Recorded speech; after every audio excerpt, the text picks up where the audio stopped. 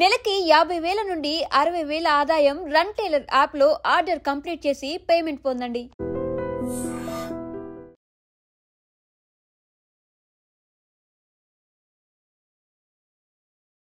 నమస్తే, welcome to I dream talking point with కవిత.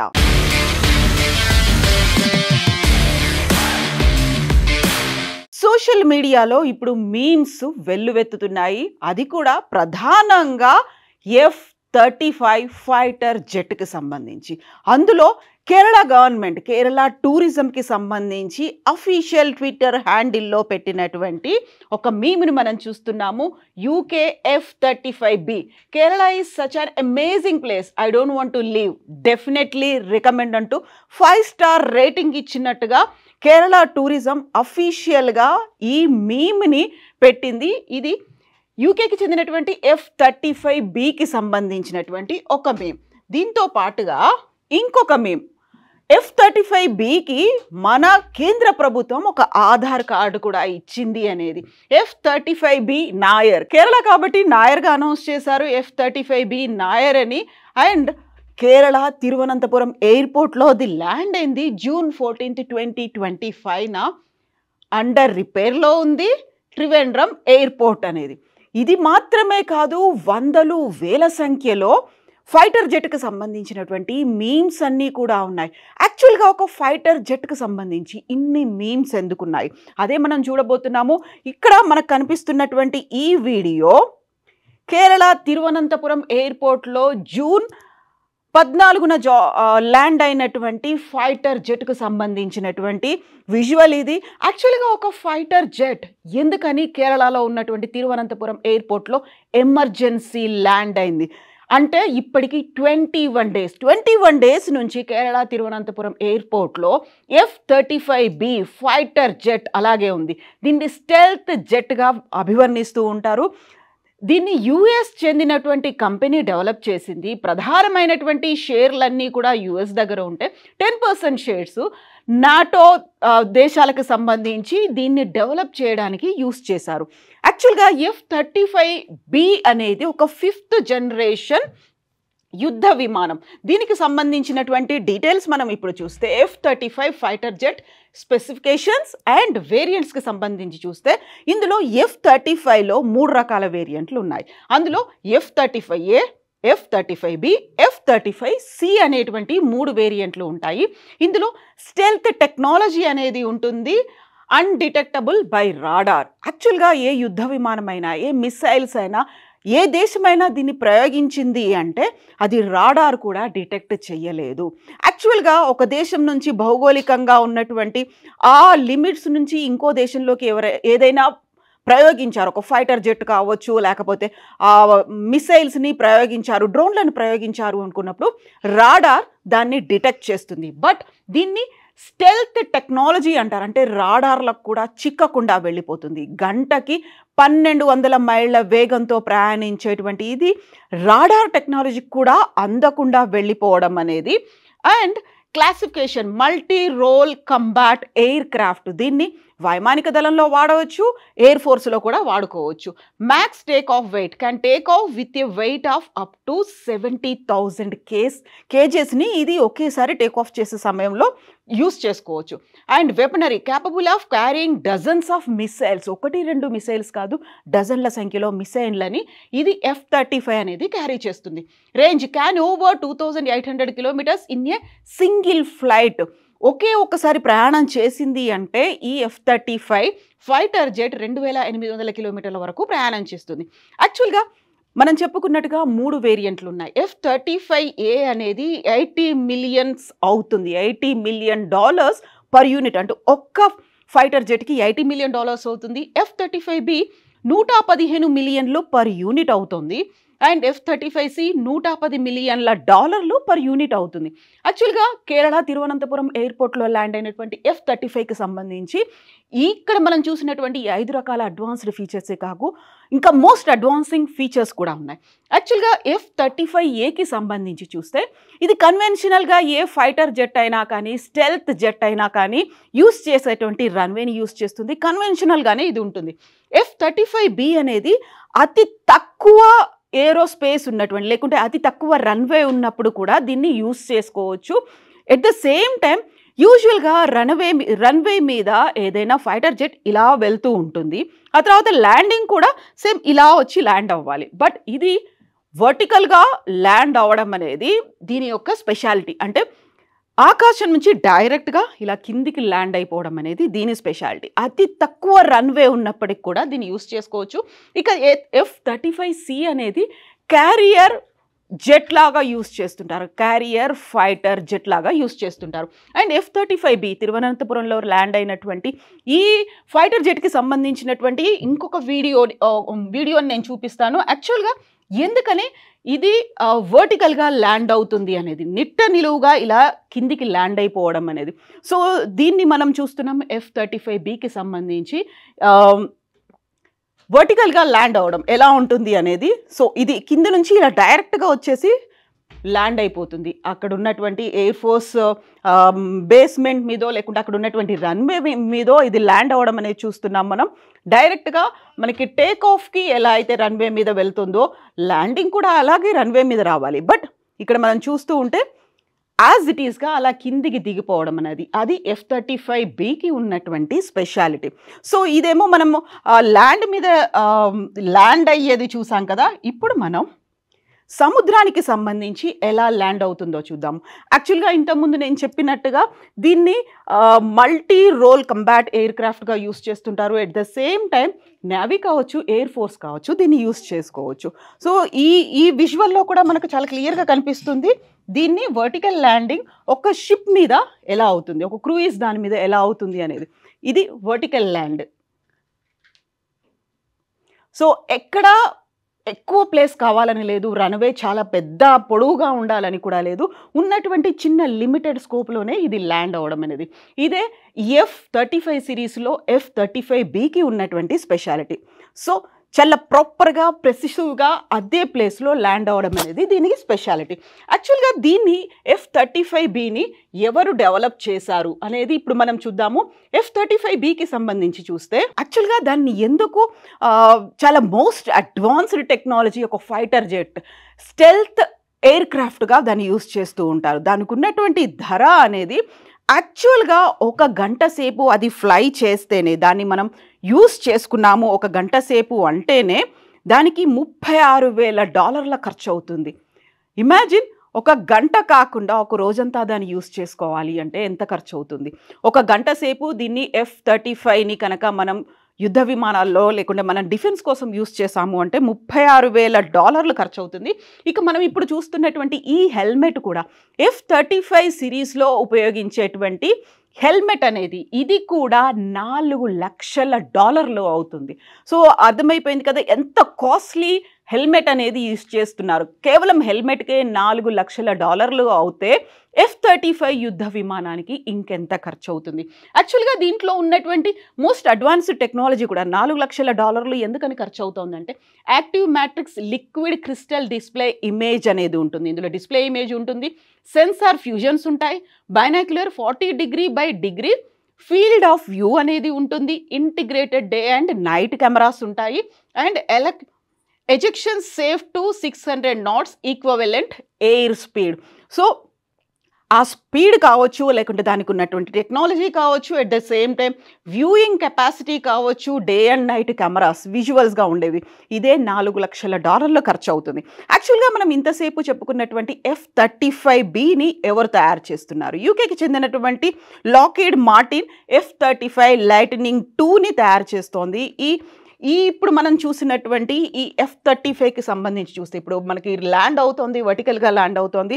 ఈ F-35B అనేది ఏ సిరీస్ అయినప్పటికీ కూడా సింగిల్ ఇంజన్, సింగిల్ సీటర్గా ఉంటుంది.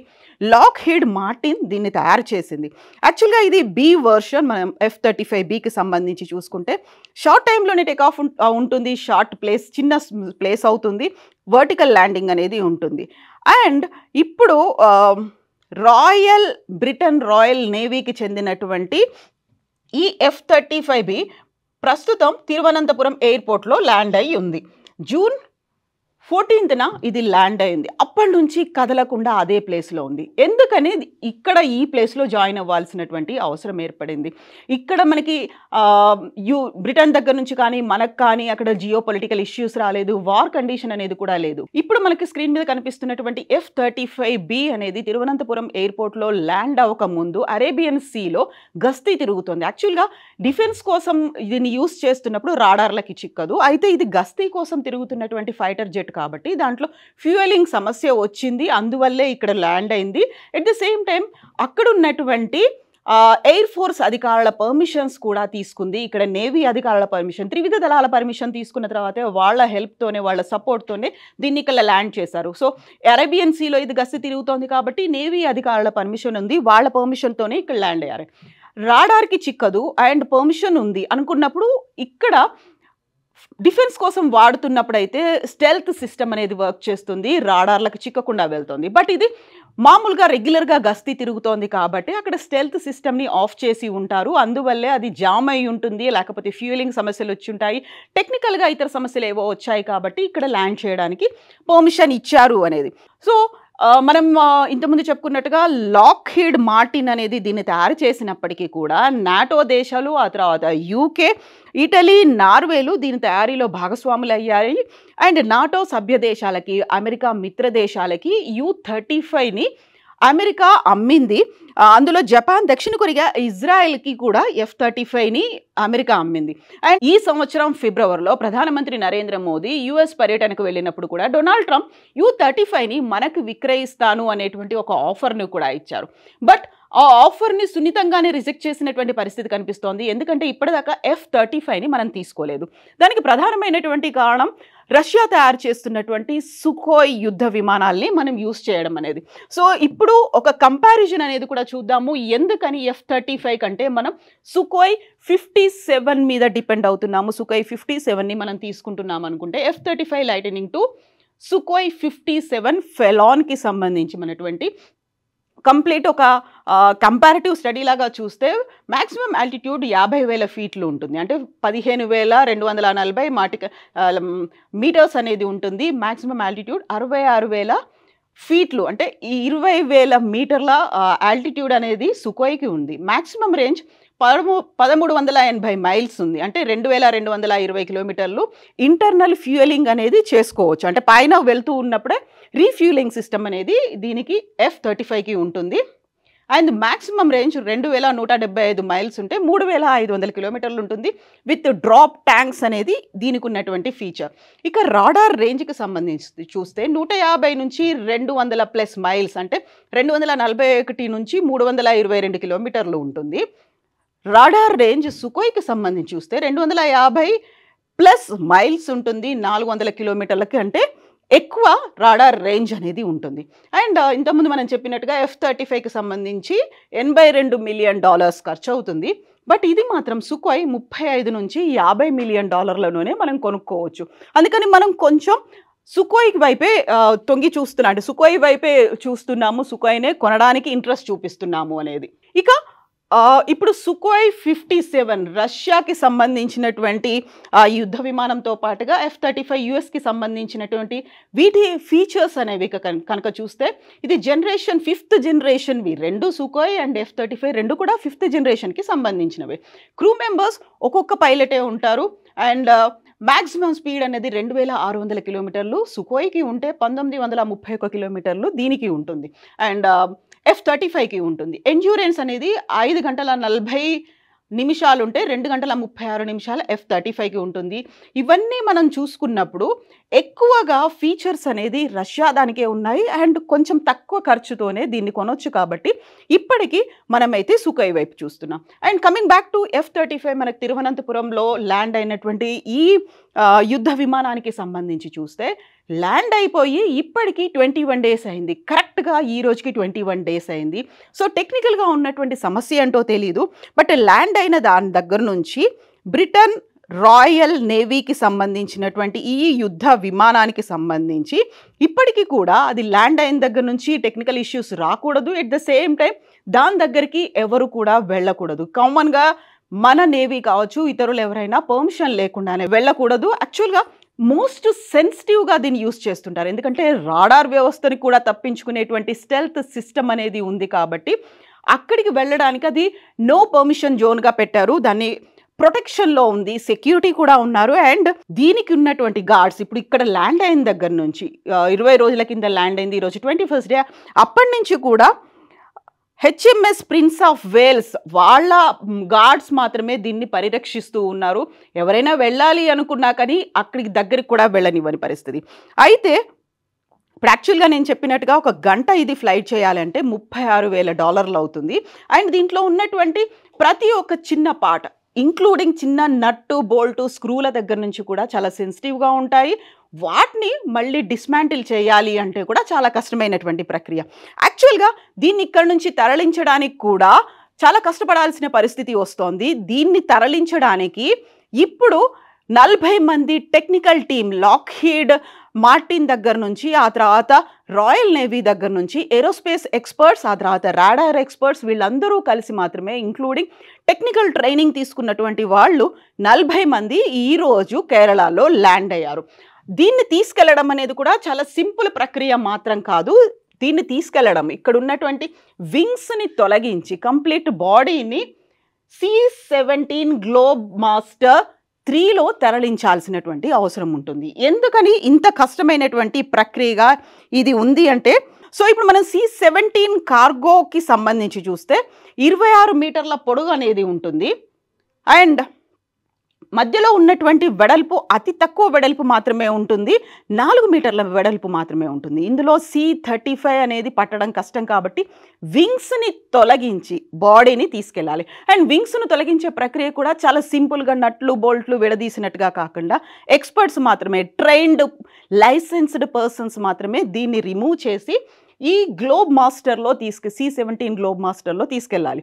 C-17 గ్లోబ్ మాస్టర్ అనేది ఇప్పుడు భారతదేశంతో పాటుగా అమెరికా, బ్రిటన్ ఇలాంటి కంట్రీస్లో కూడా ఉంది, ఇజ్రాయెల్లో ఉంది, టర్కీలో వచ్చినటువంటి భూకంపంలో కూడా C-17ని దీన్ని ఉపయోగించారు. ఎక్కువగా కార్గోలు క్యారియర్గా దీన్ని ఉపయోగిస్తూ ఉంటారు. సో దీన్ని F-35ని డిస్మాంటిల్ చేసి అంటే కేవలం రెక్కల్ని తీసేసి దీంట్లో తరలించాల్సినటువంటి అవసరం అయితే ఉంటుంది. అండ్ ఇంతకుముందు నేను చెప్పినట్టుగా గతంలో ఇలాంటి సమస్యలు ఏమైనా వచ్చాయా అంటే ఎగ్జాక్ట్గా వచ్చాయి. ఫ్లోరిడా నుంచి ఊటాకి వెళ్ళడానికి మధ్యలో ఇది ఆగిపోయినప్పుడు కూడా ఇలాంటి ప్రక్రియనే చేయాల్సి వచ్చింది. వింగ్స్ని విడదీసి తీసుకెళ్లారు.